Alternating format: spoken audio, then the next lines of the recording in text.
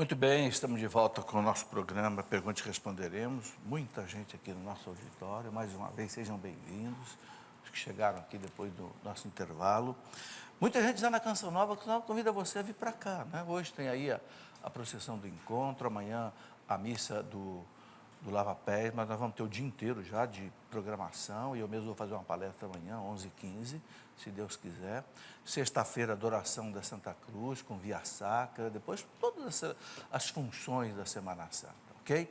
Sejam bem-vindos. Eu quero comunicar aqui que você pode ajudar a Canção Nova também via online, pelo computador, né? Então, tem duas maneiras. Eu quero indicar como é que você pode ajudar a Canção Nova. De maneira rápida, é só você acessar lá o site clube.cançãonova.com. Mas você viu que o intervalo aí é muito rápido. Por quê? Porque não tem propaganda, não tem comercial. Então, como é que a Canção Nova sobrevive e vive? Com a sua doação. Isso é uma coisa maravilhosa. É uma televisão católica mantida por católicos. Não é?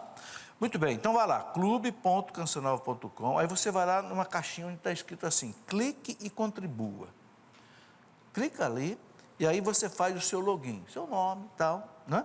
E você escolhe uma das opções para contribuir. Pode ser pelo cartão de crédito seu, ou você pode contribuir por um boleto bancário. Aí você imprime o boleto, vai num banco ou numa lotérica que paga o boleto bancário, você então ajuda a Canção Nova. Eu quero lembrar o seguinte, olha, eu acompanho Monsenhor Jonas Abib há 46 anos. Eu conheci esse homem, eu tinha 20 anos de idade, em 1970. Vocês não eram nascidos ainda. Só meu amigo ali que está fazendo 70 anos. Eu vi isso aqui começar com uma casinha com 10 pessoas.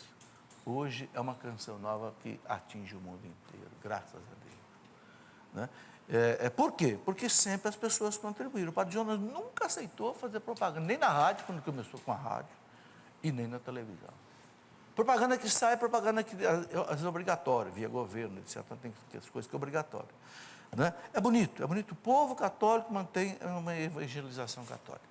Ok? Então você fica convidado aí. Quem tem dúvida pode telefonar no 12 31 86 26 00 e você tira as suas dúvidas.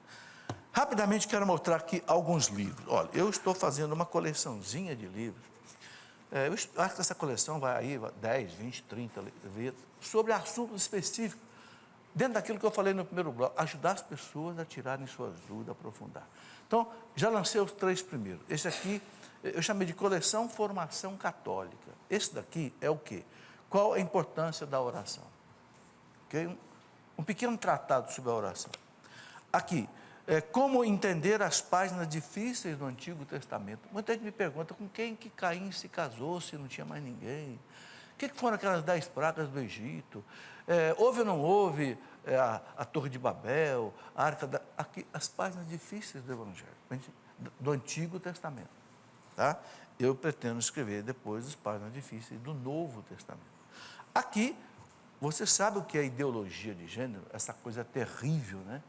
Diabólica, que quer dizer ensinar para as crianças que a criança não tem sexo. Você não é homem nem mulher, você é criança. Você vai escolher seu sexo quando você crescer. Não fala mais em sexo, agora é gênero.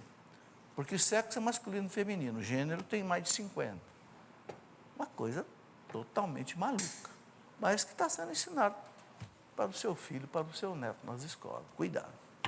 Bom, para entender o ofício da Imaculada, muita gente reza o ofício da Imaculada todo dia, inclusive eu. Mas você entende cada palavra do ofício? Esse livrinho aqui é para explicar cada evocação bíblica que o monge, né, da Idade Média que escreveu o ofício, Bernardino de Bustes, tirou uma louvação da Bíblia e aplicou a Nossa Senhora, mas muitas vezes a gente não entende. Ele usa lá Arca da Aliança, Velo de Gedeão, Íris do Céu Clara, Sarça da Visão. O que é isso? Que louvação é essa? Esse livrinho é para explicar. O Tratado da Verdadeira Devoção à Virgem Santíssima de São Luís de Montfort. Maravilhoso. João Paulo II diz que esse era o livro dele sobre Nossa Senhora. Esse livro moldou a devoção do Papa João Paulo II a Nossa Senhora, a ponto dele colocar no seu brasão pontifício, Totus tuos Maria, todo teu. E olha, esse homem derrubou o muro de Berlim, esse homem derrubou o comunismo pelas mãos de Nossa Senhora. Não foi à toa que a KGB russa quis matá-lo em Roma, né? O Amor da Eterna Sabedoria, também de São Luís de Montfort, o mesmo livro que escreveu o tratado. No tratado ele fala de Maria, aqui ele fala de Jesus, o amor da sabedoria eterna. Bom, o nosso querido amigo Dom Fernando Figueiredo lançou este livro, O Alvorecer da Igreja na África. No primeiro século, a igreja foi fortíssima no norte da África, com santos padres. Santo Agostinho era do norte da África, né, de Cartago, de Hipona. Dom Fernando Figueiredo, que é o bispo lá do Padre Marcelo, né? Ele é especialista na patrística, aqueles grandes santos padres dos primeiros séculos da igreja, que muitos foram ali do norte da África, né? A região de Alexandria, norte do Egito, Cartago, Hipona, onde hoje é a região do Marrocos hoje, né?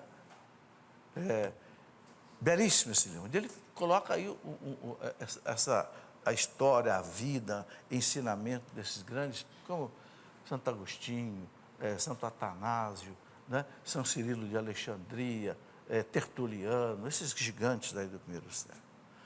Matrimônios Santos. Este livrinho aqui é sobre a vida de 12 casais que foram beatificados ou canonizados pela igreja. A gente pensa que só tem padre e freira santo, não, tem muitos casais. Por que esse livro aqui é interessante? Não foi eu que escrevi, não. É um padre alemão, chama-se Padre Thomas Kevin Kraft, que ele mostra que um casal pode e deve se santificar no casamento. Aqui você está vendo a fotografia dos pais de Santa Teresinha, né? Que foram canonizados pelo Papa Francisco. Bom, último livrinho que eu quero mostrar, História da Igreja. Além daquela curso que eu mostrei, aquele curso de 100 horas, eu estou escrevendo também uma coleção de 3 livros sobre a história da Igreja. Idade Média, Idade Antiga e Idade Moderna Contemporânea. Essa é a Idade Antiga. Idade Média, Idade Média está já pronto, vai sair daqui talvez a um mês mais ou menos, e depois, se Deus quiser, vamos escrever Idade Moderna e Contemporânea. É muito importante conhecer a história da Igreja, porque mentem muito sobre a Igreja. Nas universidades, mentem muito. E se as pessoas não conhecem a história da Igreja, come gato por lebre. E pior de tudo, ainda fica com raiva da igreja depois, né? Bom, vamos ver aqui as perguntas que já chegaram aqui por e-mail. A Renata do Rio de Janeiro. Qual é o posicionamento da igreja sobre o filme Spotlight, que ganhou o Oscar? Ele trata da pedofilia dentro da própria igreja católica. É verdade, esse Spotlight ganhou o prêmio Nobel, o prêmio Oscar. Não era para ele ganhar. Mas eu acho que ele ganhou por quê? Porque mexeu exatamente com a igreja, mexeu com, né, a questão da pedofilia. Então, o filme apresenta as questões de pedofilia, sobretudo nos Estados Unidos, na região de Boston, que é verdade, aconteceu.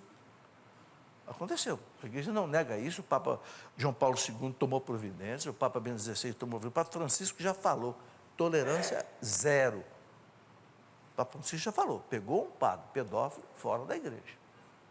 Ou seja, a gente não pode esquecer que a igreja é formada de homens. Homens, não é porque é padre, porque é bispo, que ele é de ferro, é de aço. Não, é homem.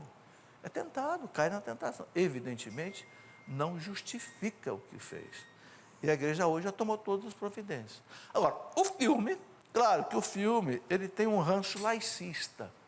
Ou seja, ele quer bater na igreja. E ele foi muito aplaudido por isso. Porque bater na igreja dá ibope, né? Ninguém chuta cachorro morto, né? Diz o provérbio, né? Isso mostra o quê? Que a igreja é importante.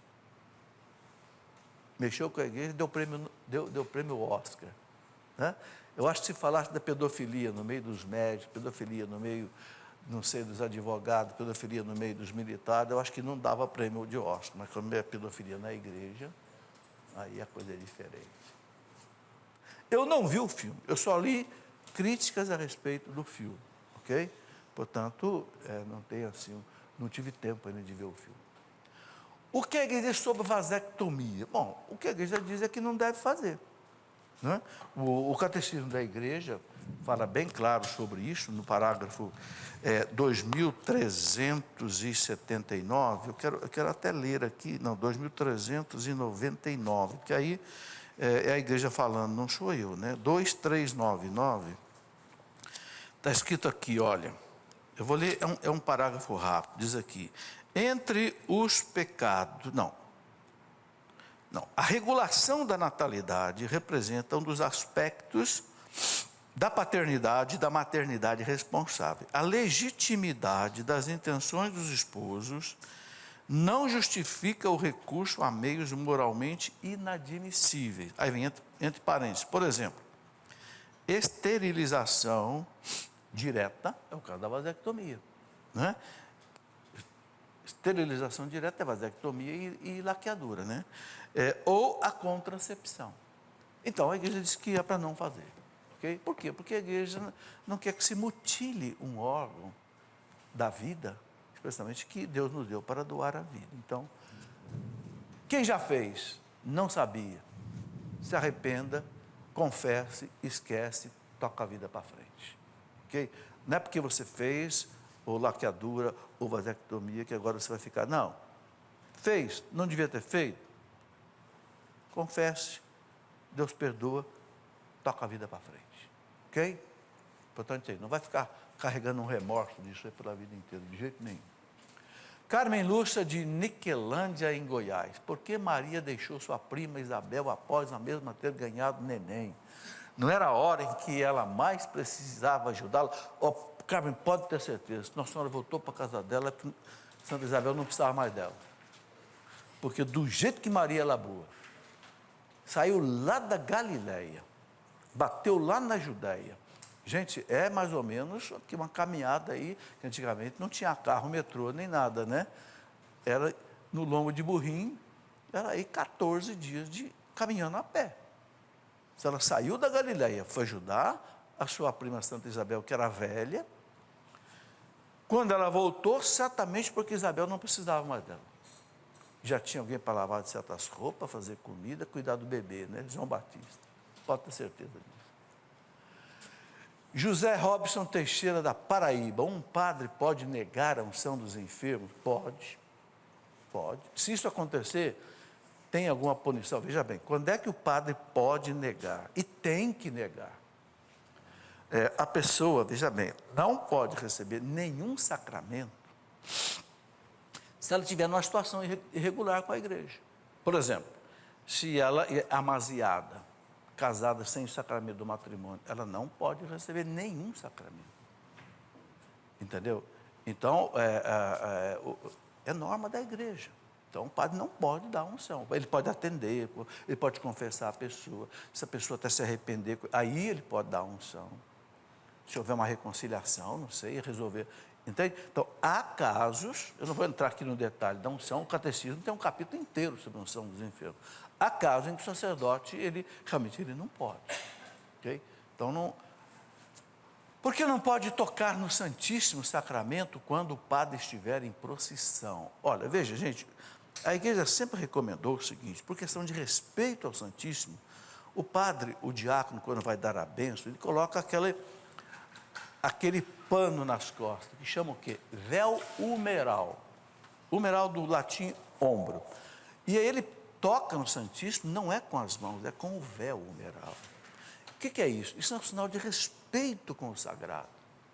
Então é por isso que a gente não deve tocar o Santíssimo assim. Se o padre, que tem o sacramento da ordem, ele não toca, e não toca no Santíssimo, ele não toca no ostensório. Então é por isso que a igreja guarda isso também. Vanessa, é pecado fazer festa de aniversário na Semana Santa? Na Semana Santa? Eu acho, Vanessa, adia. Hoje é muito comum, né? O aniversário é na quinta-feira, a pessoa comemora no sábado, no domingo. Adia. A Semana Santa realmente é uma semana que vale a pena.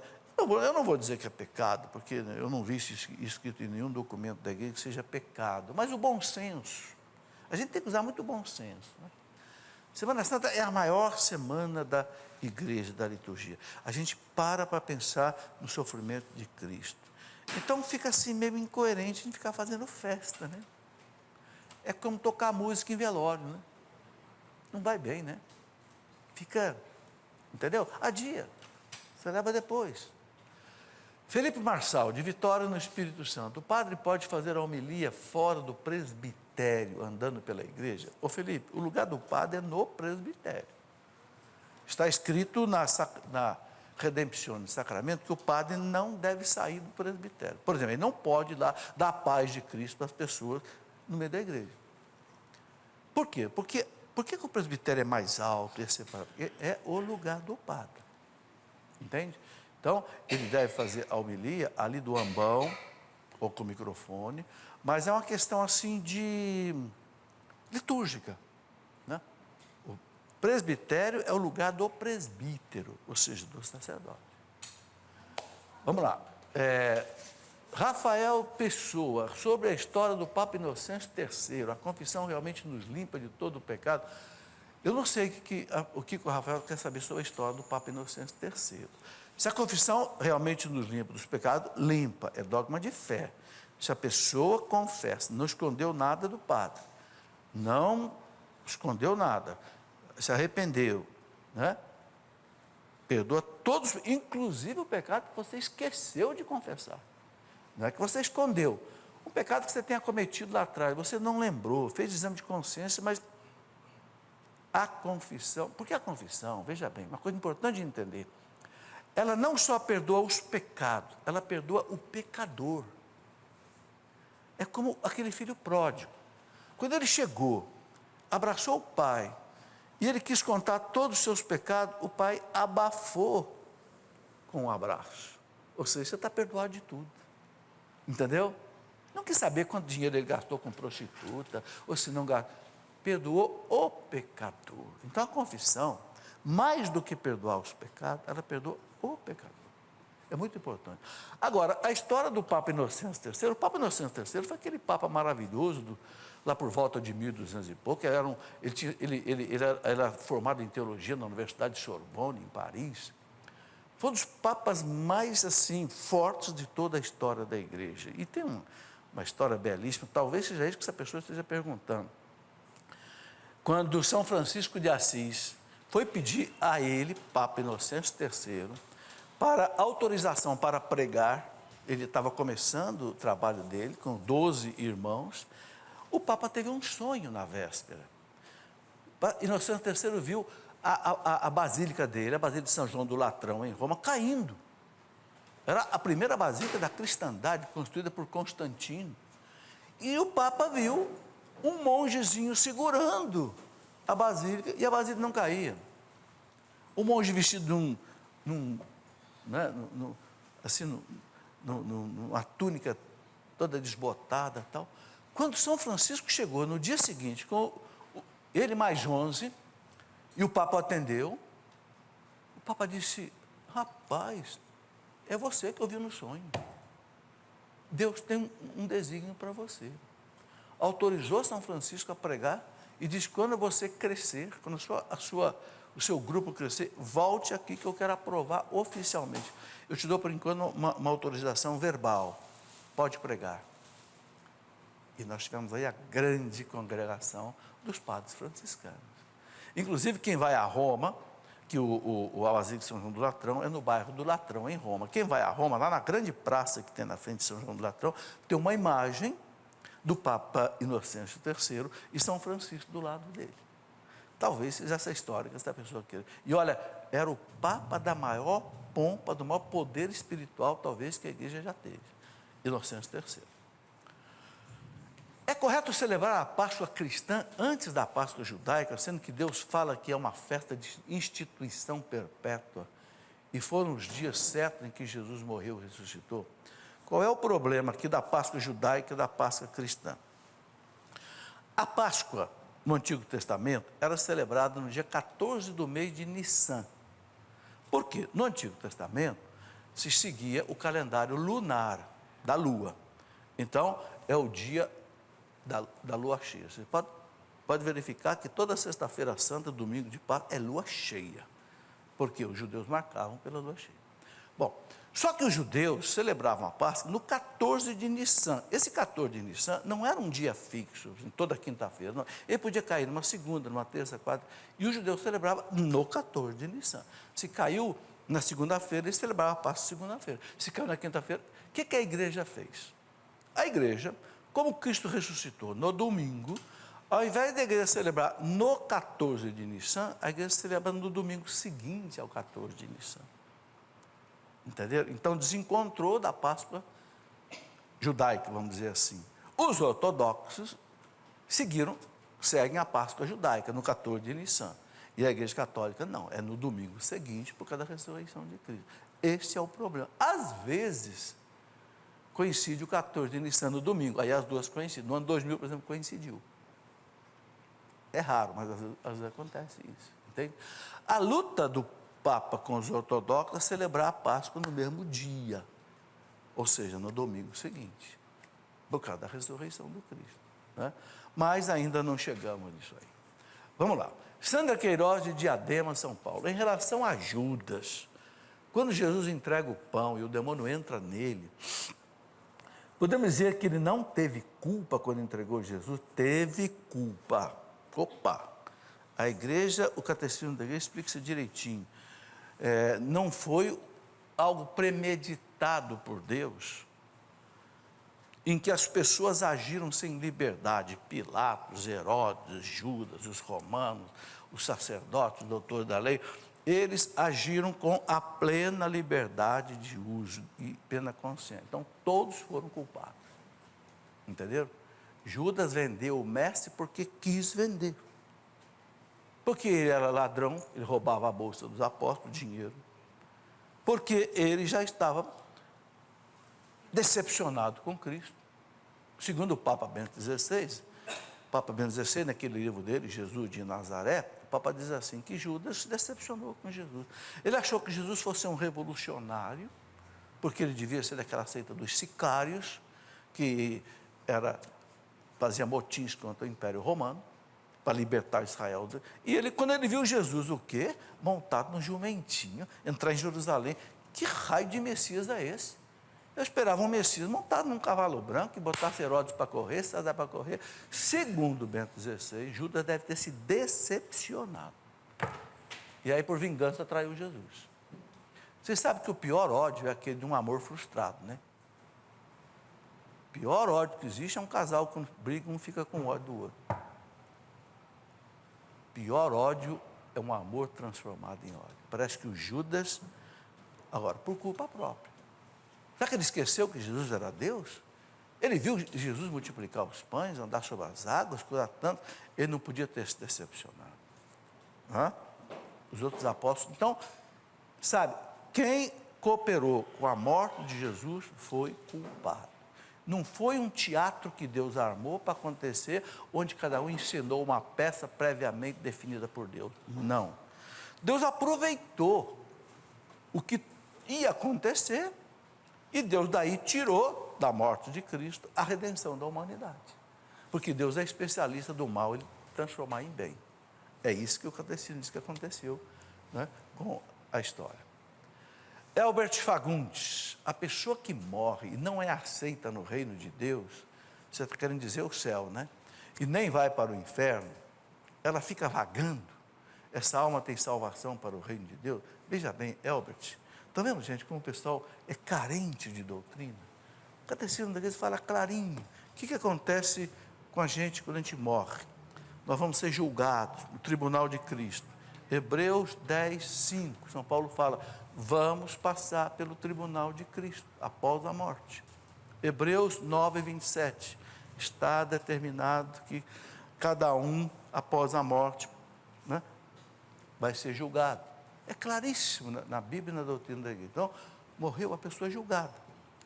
Do julgamento, o que acontece? Ou ela vai para o céu, direto, se ela é santa, ou vai completar a santificação no purgatório, ou se rompeu com Deus, definitivamente, radicalmente, por culpa da pessoa, não de Deus, ela vai para o inferno.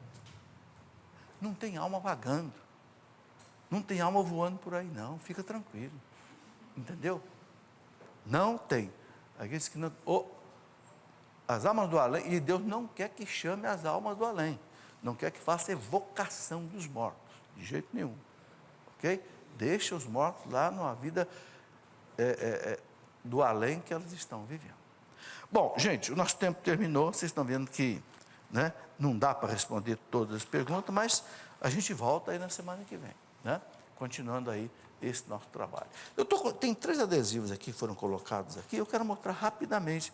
Há uma série de adesivos aqui, é de pregar em carro, pregar numa vitrine, na sua casa, na sua loja. É o rosto de Cristo do Santo Sudário, assim, restaurado por pesquisas feitas, inclusive, pela NASA, né? Aqui, a Virgem Maria, né? A Virgem da Paz, e esse adesivo aqui, que fui eu que quis fazer, né? Não corra, não mate, não morra, nós somos todos irmãos, para ver se a gente acalma um pouco esse trânsito, né? Que o trânsito está ficando cada vez pior, né? Muito bem, muito obrigado a vocês que vieram aqui participar ao vivo conosco. Tenho uma santa Semana Santa. E vocês de casa também que me acompanharam até agora. Deus os abençoe. Até o próximo programa.